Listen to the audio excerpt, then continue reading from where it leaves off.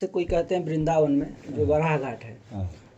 एक तो बोलते हैं कि वृंदावन इस धरती पे ही नहीं है, वो सब वृंदावन बकनी बात, अलग वो है। बकनी बात है। और दूसरी बात कि जो वराह घाट है, संतों के मुख से सुना हूँ, हाँ, मैं हाँ, देखा तो हूँ हाँ, नहीं। हाँ, हाँ। जो वराह घाट है उसको बोलते हैं कि यहीं पे वराह भगवान पृथ्वी को जो है रखे थे, तो इसलिए वराह घाट है वो। तो इस पर आपका क्या मत है, विचार वो है, कहीं कुछ पृथ्वी, बताइए। ये पृथ्वी भी, वृंदावन की धरती भी उसी पे थी। और वो बारह भगवान जो सूकर क्षेत्र बताते हैं सोरों में, अब फिर वो जो पुराणों में वर्णन है सूकर क्षेत्र का, सोरों का, वो जैसे आपके भागवत पुराण में वृंदावन की चर्चा है, वैसे ही वराह पुराण में वहाँ सूकर क्षेत्र, सोरों क्षेत्र की चर्चा है। तो फिर वो पुराण झूठा पड़ जाएगा अगर ये मान लें पृथ्वी को यहाँ ला के रखे थे भगवान ने। फिर इस थोड़े से भूभाग पर इतनी पृथ्वी आ कैसे गई, ये प्रश्न उपस्थित होता है। बहुत सारे प्रश्न उपस्थित होते हैं, इनका कोई तात्पर्य नहीं है।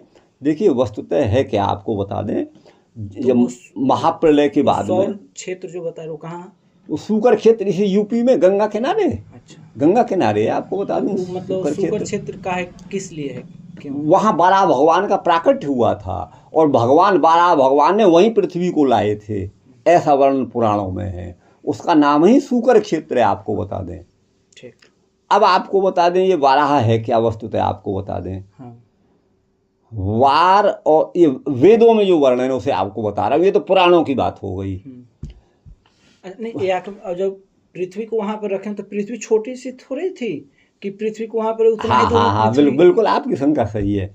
तो इस तरफ वो ध्यान देते नहीं, क्योंकि वो लिखने वाले ने ये समझ के लिख दिया कि लोग चर्चा तो करेंगे ही नहीं, कि उनकी श्रद्धा अधिक है, वो इसमें तर्क नहीं करेंगे।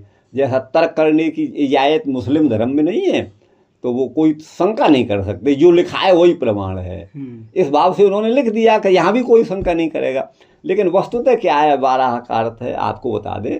पृथ्वी को तो पहले बता दीजिए कि पृथ्वी को उतना ही दूर में कैसे रख वो असंभव है, नहीं रखा वहाँ, उसका तो मैंने बता तो दिया, नहीं रख सकते, वो रखा नहीं, वो तो लिखने वालों ने लिख दिया। उसका केवल इतना तात्पर्य आपको बता दें कि ये संकेत भागवत जी में भी दिए हुए हैं, लेकिन हम उसे समझते नहीं। आप देखिए हिरण्यकशिपु और हिरण्याक्ष ये थे, तो उसमें जो है हिरण्यकशिपु का वध भगवान ने कर दिया, जो प्रहलाद के पिताजी थे। अच्छा, वो हिरण्याक्ष ही तो ले गया था शायद पृथ्वी को, वहाँ ले गया था, उसमें जाके रख दिया उसे, समुद्र में जाके अंदर रसातल पाताल में कहीं पर रख दिया। फिर जो है बारह भगवान का प्रकट हुआ, वो अपनी डालों पर उसे लेकर के आए और पृथ्वी को फिर जल पर रखा। इसका तात्पर्य, ये कथा पुराणों में है, लेकिन इसका वास्तविक अर्थ क्या है। अब यहाँ बहुत सारी शंका होती हैं, जब वो ले गए तो पृथ्वी पर तो बहुत सारे जीव होंगे, केवल हिरण्यकशिपु हिरण्याक्ष तो होंगे नहीं, वहाँ तो हजारों लाखों करोड़ों जीव होंगे। उनका तो कहीं वर्णन आता नहीं कि वो कहाँ गए, और फिर तुरंत जब पृथ्वी को ला के रख दिया तो कहाँ से आ गए उस पृथ्वी पर, ये सब वर्णन वो नहीं करेंगे। वो वास्तविक क्या आपको बता दें, जलौघमग्ना सचराचरा धरा, सारी पृथ्वी जो है महाप्रलय के बाद में, प्रलय भी कई तरह की होती हैं, खंड प्रलय, अवान्तर प्रलय, महाप्रलय। तो कई बार प्रलय होते होते इतना ही होता है कि पृथ्वी जाके जल में विलीन हो गई, और जल में विलीन हो गई, वहीं जल में विलीन होने के बाद में अब प्रलय की अवस्था रुक गई, मानो खंड प्रलय इस तरह की, आप यूँ मानिएगा, अवान्तर प्रलय, खंड प्रलय, अब महाप्रलय भी नहीं हुआ। तो उस समय क्या होता है, वार का मतलब होता है जल, वार और वारी, वारी शब्द तो ह्रस्व इकारांत है, इदंत नपुंसक लिंग है, और वार शब्द रेफांत हलंत नपुंसक लिंग है।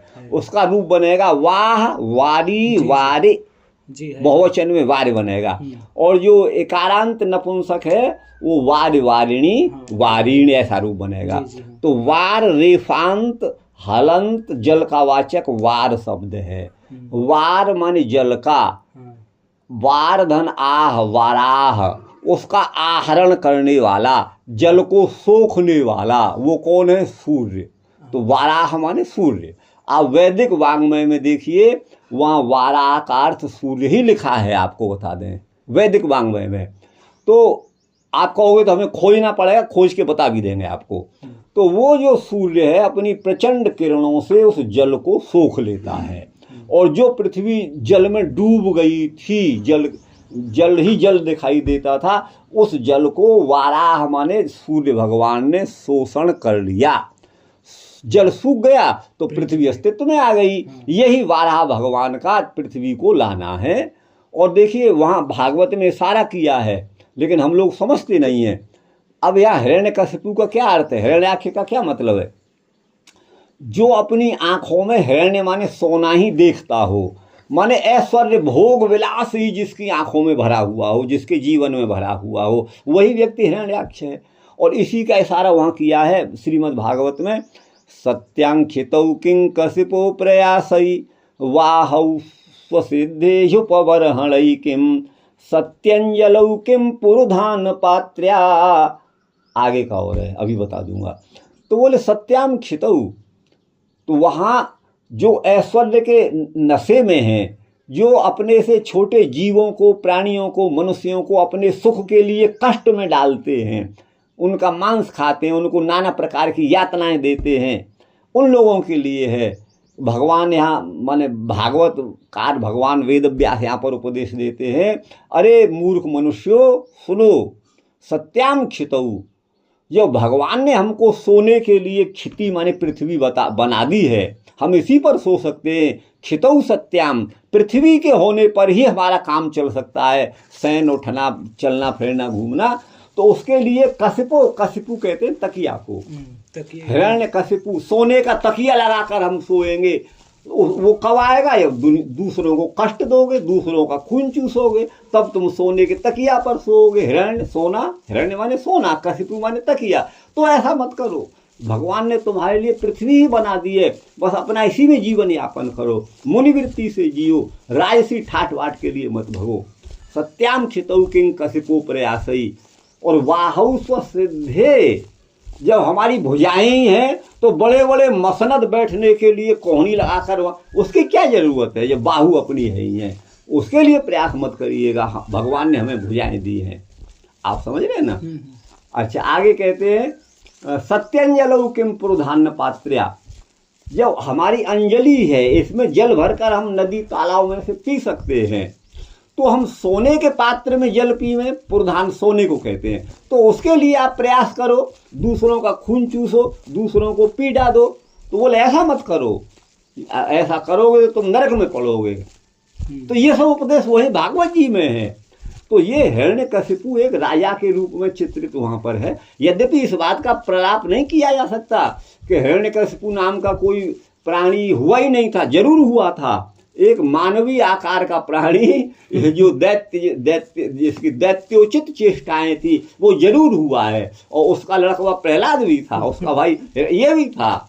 लेकिन देखिए है क्या वस्तुतः, हमारे इस भूलोक में पशु हैं, वैसे आरण्यक पशु हैं, वैसे ही वायव्य पशु भी हैं। आप समझिएगा, वायुलोक में भी पशु हैं। वायुलोक में ही जो है वो चूहा नाम का पशु है, चूहा जो गणेश जी की सवारी। तो वहां वेद में लिखा हुआ है आखुस्ते रुद्रस्य पशु, आखू चूहे को कहते हैं। तो वो तुम्हारा जो है वो वाहन है, वहां पर बताया है। तो जो पिंड में वही ब्रह्मांड में, अंतरिक्ष में भी आपको बता दें, तो उस दृष्टि से ये सब बताया गया है। तो हिरण्यकशिपु हिरण्याक्ष नाम का एक मानवीय प्राणी भूतल पर भी हुआ, ये सत्य है। लेकिन वो यहाँ हिरण्यकशिपु हिरण्याक्ष की जो बात और पृथ्वी को बड़ा भगवान के लाने की बात है, वो रूपक अलंकार में यहाँ बताई गई है। भगवान भास्कर ही अपनी प्रचंड किरणों के द्वारा जल का शोषण कर लेते हैं, इसीलिए उनकी वाराह, जल का आहरण करने वाला वाराह माने सूर्य की संज्ञा वेदों में वाराह दी गई है। वो है, आपको बता दें, और कुछ नहीं है इसका, यही रहस्य आपको हम बता दें। और यहाँ जो वाराह घाट कहते हैं वृंदावन, वो तो अब ये तो नाम है, रख दिए है ना नाम। अब देखिए किसी का नाम गोलोक धाम रख रखा है, गोपाल दास बाबा हैं, वो हमारे साथ पढ़े थे, तो वो गोलोक धाम थोड़े हो जाएगा, ये तो उनके द्वारा रखा हुआ है। ये तो आधुनिक नाम है, आपको बता दें, ये ब्रह्म के द्वारा रखे हुए नाम तो है नहीं।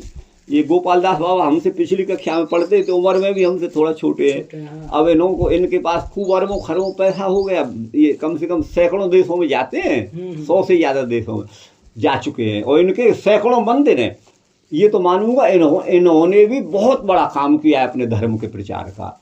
अभी लंदन में हमारे हरिमोहन जी भी गए थे, इंग्लैंड में कहाँ गए थे, कौन सा शहर था, तो वहाँ बता रहे 4-5 मस्जिदों के बीच में जहाँ मियाँओं का बोलवाला, और वहाँ एक इन्होंने जो गोलोक धाम स्थापित कर दिया। वहाँ जो भारतीय हिंदू हैं वो आते हैं, भजन पूजन करते हैं, लोगों को वहाँ धर्म से जोड़ा।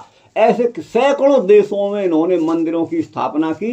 कितने 95, 94, 96 मंदिर ये बना चुके हैं विदेशों में। 108 मंदिर बनाने की इनकी वो है।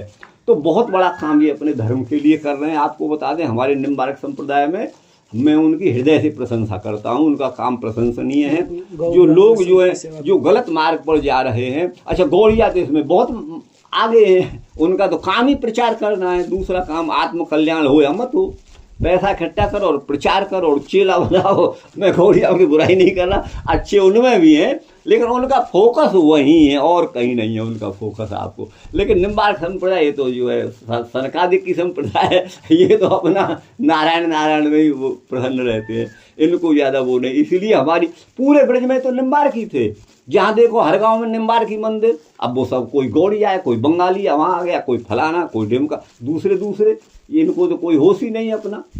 ये आपको बता दें हमारी संप्रदाय में। तो कहने का मेरा मतलब है कि ये सब जो है नाम तो आधुनिक हैं, आधुनिक नाम मात्र को देख कर, अब मेरा नाम गोपाल है, भगवान का नाम ही गोपाल है, तो मैं वो थोड़े हो जाऊंगा भाई।